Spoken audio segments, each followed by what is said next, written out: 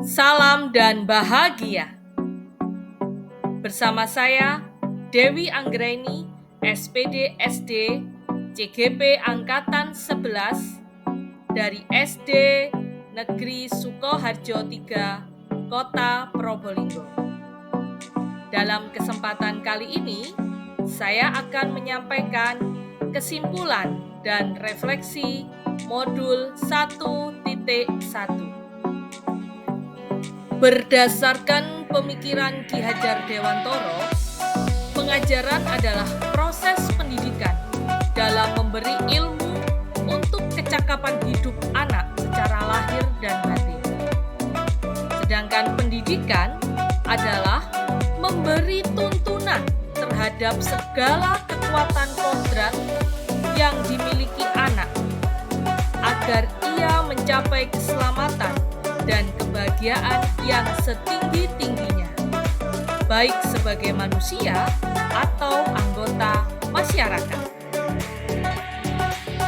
Lalu, apa yang saya percaya tentang murid dan pembelajaran di kelas sebelum saya mempelajari modul 1.1? Sebelum mempelajari modul 1.1, menurut saya, pembelajaran di kelas adalah 1. Semua peserta didik mendapat perlakuan yang sama. Tidak ada beda. Yang kedua, pembelajaran masih berpusat pada guru atau bisa dikatakan guru center. 3. Keberhasilan hanya dilihat dari KKM. Jadi ketika seorang anak itu sudah mencapai nilai KKM, bisa dikategorikan pendidikan, pengajaran yang saya berikan adalah berhasil.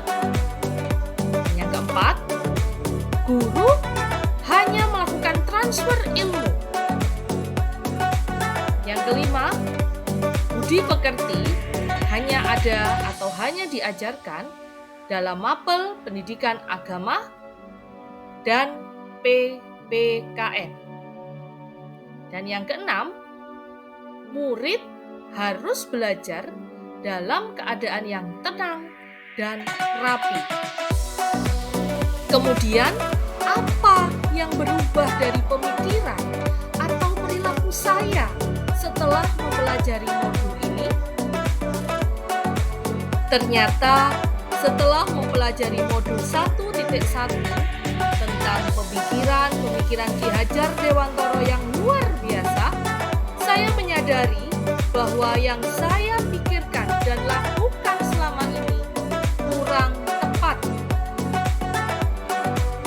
Anak yang dilahirkan itu diumpamakan sehelai kertas yang sudah ditulisi penuh, namun semua tulisan-tulisan itu suram atau samar. Nah, sebagai pendidik, kita berkewajiban untuk menebalkan segala tulisan yang suram dan yang berisi baik tadi, agar kelak nampak sebagai budi pekerti yang baik. Pendidikan anak sejatinya menuntun mencapai kekuatan kodratnya, sesuai dengan kodrat anak, yaitu kodrat alam dan kodrat zaman. Menurut zamannya, saat ini anak harus dibekali dengan keterampilan abad 21. Sedangkan dalam memaknai kodrat alam, berhubungan dengan konteks lokal sosial budaya Indonesia. Kekuatan sosial budaya Indonesia yang beragam dapat menjadi kekuatan kodrat alam dan zaman dalam mendidik, sehingga menuntun kekuatan kodrat anak berkembang secara maksimal.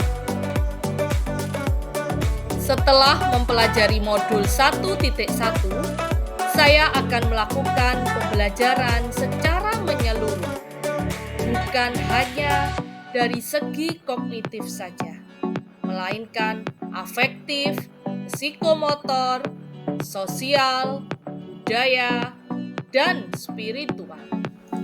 Saya akan menjadikan murid sebagai subjek pembelajaran yang merdeka.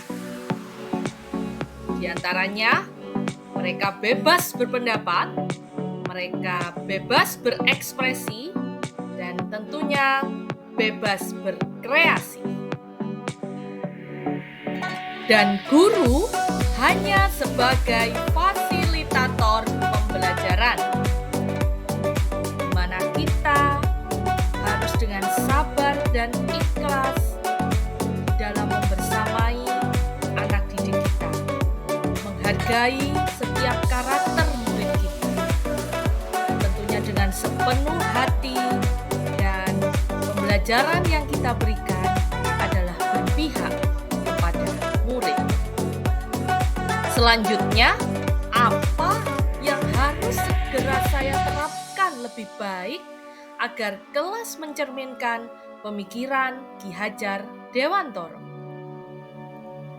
Yang dapat segera saya terapkan di dalam pembelajaran di kelas adalah: 1.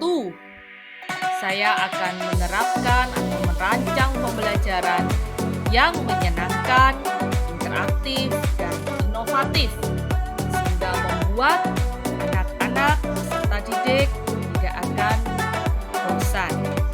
Yang kedua, menjadikan murid sebagai subjek pembelajaran, atau yang kita kenal dengan istilah student center. Dan yang ketiga, akan menerapkan pembelajaran abad 21, di mana di dalamnya kita mengajarkan kritis, kreatif, komunikatif, serta kolaboratif. Demikian yang dapat saya sampaikan. Terima kasih. Semoga bermanfaat dan menambah pengetahuan kita semua. Salam guru penggerak. Tergerak, bergerak, dan menggerakkan.